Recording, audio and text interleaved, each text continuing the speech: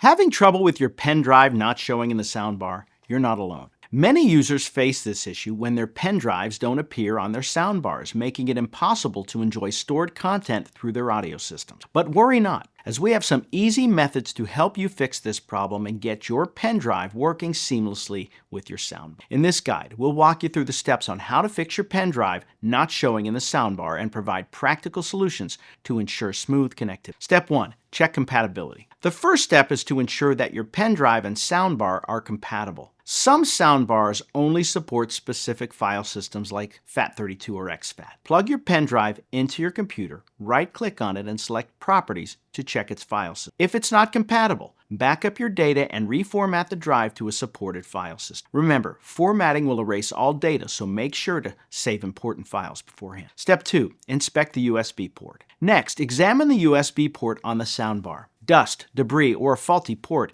could be the reason your pen drive isn't being recognized. Use a flashlight to inspect the port and gently clean it with compressed air if necessary. If the port appears damaged, try connecting the pen drive to a different USB port on the soundbar, if available. Step 3. Update soundbar firmware. Outdated firmware can cause compatibility issues with external devices. Check the manufacturer's website for the latest firmware updates for your soundbar model. Follow their instructions carefully to update the firmware, which might resolve the connectivity issue. Make sure your soundbar is connected to a power source during the update process to avoid interruption. Step 4. Try another pen drive. Sometimes the issue might lie with the pen drive itself. Try using a different pen drive to see if it is recognized by the soundbar. If the new pen drive works, there might be an issue with the original pen drive, such as physical damage or corrupted sector. In this case, you could try repairing the pen drive using tools like CHK-DSK on Windows or First Aid in Mac OS Disk Utility. Step 5. Format the pen drive correctly.